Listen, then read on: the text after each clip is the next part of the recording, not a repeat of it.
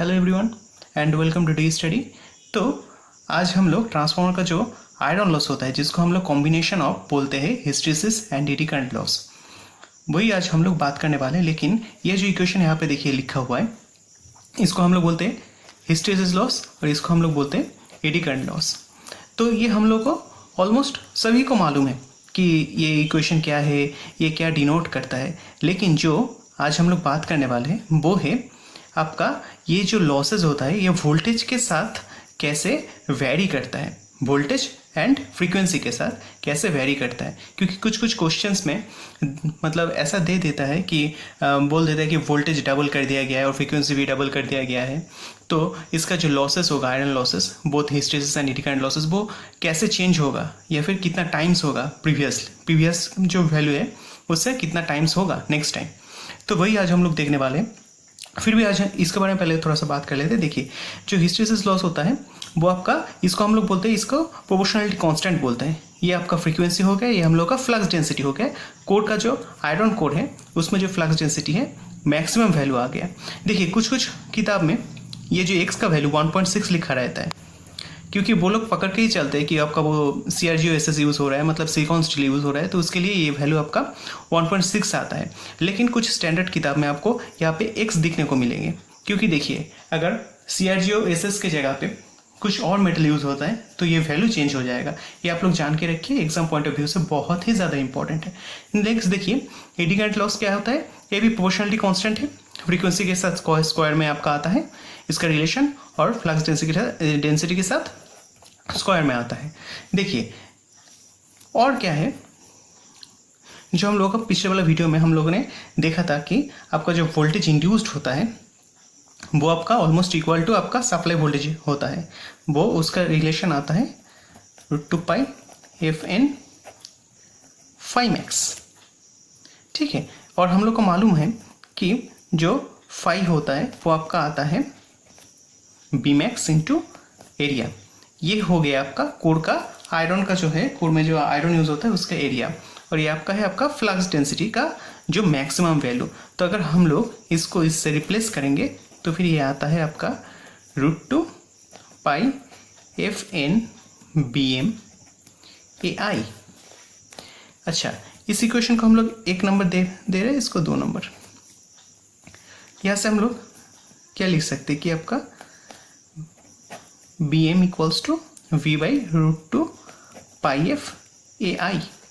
ठीक है, अगर ये वाला वैल्यू अगर हम लोग इक्वेशन नंबर 1 में अगर इसको पुट कर रहे हैं तो देखिए क्या आता है, KH फ्रीक्वेंसी और B का जगह पे ये वाला वैल्यू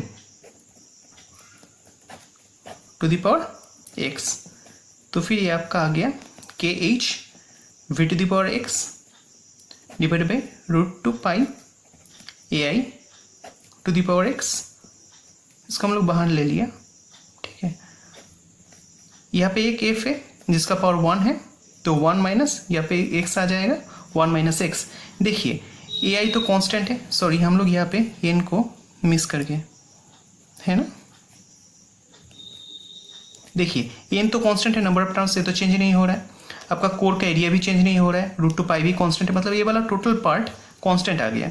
तो फिर हम लोग क्या बोल सकते हैं कि ये आपका ऑलमोस्ट प्रोपोर्शनल टू, तो ये तो प्रोपोर्शनली कांस्टेंट है, फ्रीक्वेंसी टू द पावर। ठीक है, इसको हम लोग 3 नंबर इक्वेशन पकड़ ले रहे हैं। ठीक है, तो यहाँ से हम लोग क्या बोल सकते हैं, देखिए जो आपका हिस्टैरिसीस लॉस है वो आपका वोल्टेज का ऊपर भी डिपेंड करता है और आपका फ्रीक्वेंसी का ऊपर भी डिपेंड करता है।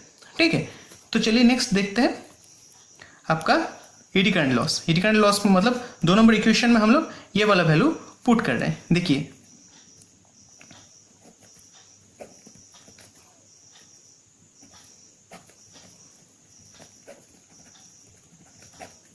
स्क्वायर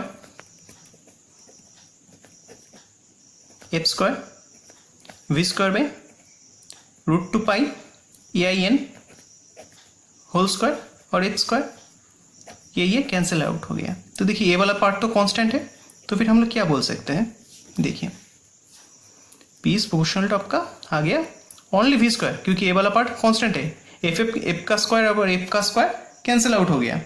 ठीक है। तो हम लोग क्या बोल सकते हैं कि आपका जो ईडी करंट लॉस है वो आपका वोल्टेज के साथ स्क्वायर में आपका चेंज होगा, लेकिन इंडिपेंडेंट ऑफ फ्रीक्वेंसी।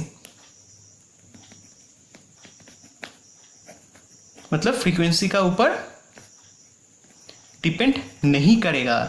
आपका जो ईडी करंट लॉस होगा वो आपका फ्रीक्वेंसी का ऊपर डिपेंड नहीं करेगा। जहां पर आपका आपका जो हिस्टेरिसिस लॉस है वो आपका डिपेंड करेगा, लेकिन आपका ईडी करंट लॉस डिपेंड नहीं करेगा। ठीक है। तो और हम लोग यहाँ पे क्या बात कर सकते हैं, मतलब कंक्लूजन क्या आया? कंक्लूजन आया कि आपका एडी करंट लॉस आपका वोल्टेज के साथ, सप्लाई वोल्टेज के साथ स्क्वायर में चेंज होगा और फ्रीक्वेंसी का ऊपर डिपेंड नहीं करेगा। ये सब कब होगा? जब आपका सप्लाई वोल्टेज वेरिएबल होगा, मतलब आपका जो वोल्टेज होगा वो आपका चेंज हो जाएगा। मतलब मान लीजिए कि पहले बोल दिया कि आपका वी वोल्टेज है, सेकेंड टाइम बोल दिया कि आपका सेकेंड कंडीशन में कि उसका 2 टाइम्स हो गया, 3 टाइम्स हो गया। ठीक है, तब कैसे आप लोग लॉसेस तो कंक्लूजन यही निकला कि आपका जो ईडी करंट लॉस है वो आपका वोल्टेज स्क्वायर के साथ चेंज होगा और आपका जो ईडी करंट लॉस है वो आपका इस फॉर्मूले से आपका चेंज होगा। ये दोनों आप लोग नोट कर लीजिए, एग्जाम पॉइंट ऑफ व्यू से बहुत ही ज़्यादा इंपॉर्टेंट है और ये सब चीज़ आपको आगे जाके काम में भी आएगा। देखिए यहाँ से हम लोग और क्या बात कर सकते हैं। यहाँ से देखिए, अगर हम लोग इसको 5 नंबर इक्वेशन दे रहे हैं, ठीक है, यहाँ पे लिख ले रहे हैं। देखिए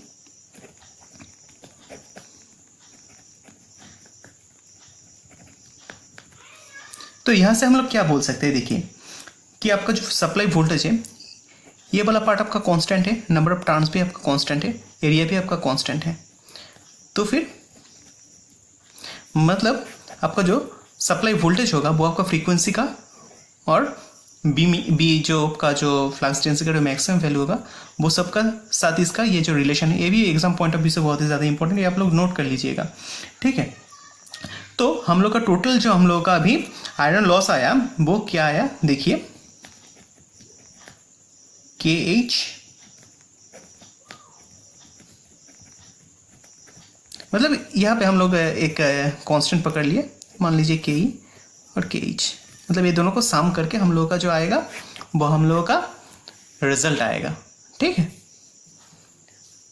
और हम लोग क्या बात कर सकते हैं, ये सब कंक्लूजन है। ठीक है। तो मोस्ट सबसे ज़्यादा इंपॉर्टेंट कंक्लूजन कौन सा है? ये वाला और ये वाला, क्योंकि एग्जाम में ये सब पूछ लेता है। ठीक है। तो आप लोग ये आराम से बैठ के देखिए और ये जो कैलकुलेशन बहुत ही सिंपल कैलकुलेशन है।